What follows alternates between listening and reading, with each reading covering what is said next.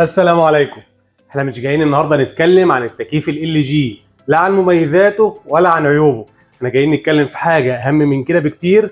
تابعوا معانا الفيديو للاخر عشان تعرفوا ايه هي.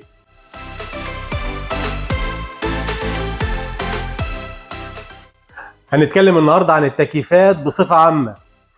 ايه مقاس التكييف اللي هيركب في المكان الصح والمناسب؟ المواسير الداخليه اللي موجوده جوه التكييف، النحاس الافضل ولا الالومنيوم؟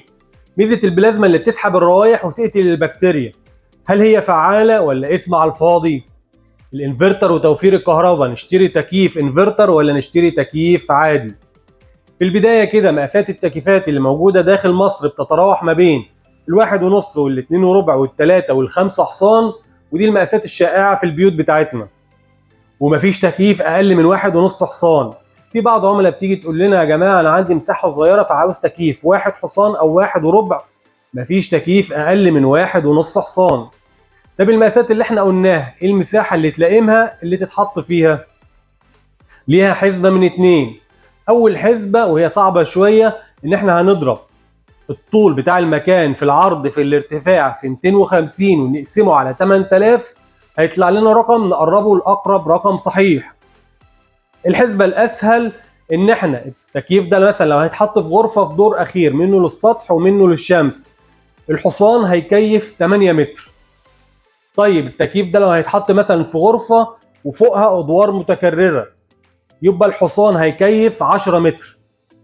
طيب هيحصل ايه مثلا لو قلنا مش مشكله يا جماعه التكييف هنزود 2 3 متر مش هيجرى حاجه، وكده كده التكييف هيغطي المساحه دي؟ هيحصل مشكله من اتنين. اول مشكله ممكن تحصل ان التكييف هيفضل شغال لفترات طويله من غير ما يفصل، فهيستهلك كهرباء كتير. وتاني حاجه ان التكييف لما يشتغل فترات طويله احنا بنستهلكه وبناخد من العمر الافتراضي بتاعه. العيب التاني ان الشركه لما تيجي تصينه في حاله الاعطال هتقول التكييف ده بره الضمان لانه راكب في مساحه اكبر من المساحه اللي لائمها. فلازم نكون حريصين ان التكييف يركب في المساحه بتاعته عشان ناخد اقصى كفاءه وقدره من التكييف. الحاجه التانيه ان في عملاء كتير بتيجي تقول يا جماعه عن المواسير الداخليه اللي موجوده جوه التكييف احنا عاوزينها نحاس، والنحاس افضل. لعلمكم التبريد بتاع المواسير الالومنيا افضل من النحاس، والكفاءه افضل من النحاس. طب ايه موضوع النحاس وليه الناس مهتمه بالنحاس؟ التكييف المواسير الداخليه من النحاس دي مطلوب وضروري، بس مش هنا، مطلوب في الاماكن الساحليه. يعني هيتركب في اسكندريه، في الساحل، هيتركب في دمياط، راس الاماكن الساحليه دي الجو بتاعها بيكون فيه شويه ملح، فالملح ده ممكن ياكل المواسير، فالافضل ان احنا نحط فيه المواسير النحاس. انما في الطبيعي في الدلتا عندنا هنا ممكن نركب التكييف الالومنيا وكفاءه التبريد بتاعته كمان هتكون افضل.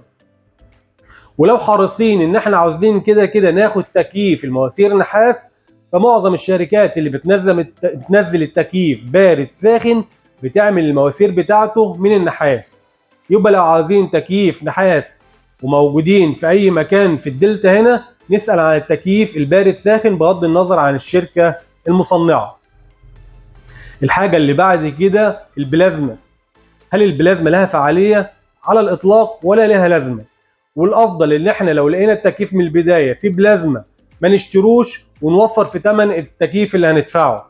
البلازما دي يا جماعه بتكون فعاله، لكن ممكن في منقي الهواء او الاجهزه المستخدمه او المصممه لتنقيه الهواء. اما اللي موجوده في التكييف الفعاليه بتاعتها مش هتكون يعني ملموسه ولا هنحس بيها خالص. فالبلازما دي تحصيل حاصل، ولو اشتريناه من غير البلازما ووفرنا في ثمن التكييف اللي هندفعه يكون افضل من البدايه. الانفرتر وتوفير الكهرباء. الانفرتر له 3 مميزات مهمين ملهمش رابع. اول ميزه ان هو هيوفر في استهلاك الكهرباء من 40 ل 55% من استهلاك الكهرباء. في بعض الشركات كاتبه على التكييف توفير استهلاك 40%، بعض الشركات كاتبه 50، بعض الشركات كاتبه 55. هو في النهايه من 40 ل 55 استهلاك الكهرباء، ودي رقم كبير جدا، يعني النص بالنص بالتكييف العادي. الحاجه الثانيه ان بيخلي صوت الموتور بتاع التكييف اهدى بكتير من الصوت العادي بتاع التكييف العادي. الحاجه الثالثه ان هو بيثبت التيار، ممكن التيار يجي عالي او يجي واطي، يحرق لنا الموتور او يبوظه، فالانفرتر بيحافظ على الموتور ان التاثير الكهرباء المرتفعه او المنخفضه ان هي تبوظه او تحرقه. لو معانا فلوس التكييف الانفرتر لانه بيزود في ثمن التكييف شويه او شويتين، الافضل ان احنا نجيبه انفرتر. مش معانا يبقى الامر لله ونجيب التكييف العادي. جزاكم الله خير دايما على المتابعه وعلى الاشتراكات اللي بتعملوها. عاوزين مزيد من الاشتراك، مزيد من المتابعه، مزيد من الدعم. جزاكم الله كل خير. نتمنى نكون ضفنا لكم معلومه جديده. السلام عليكم.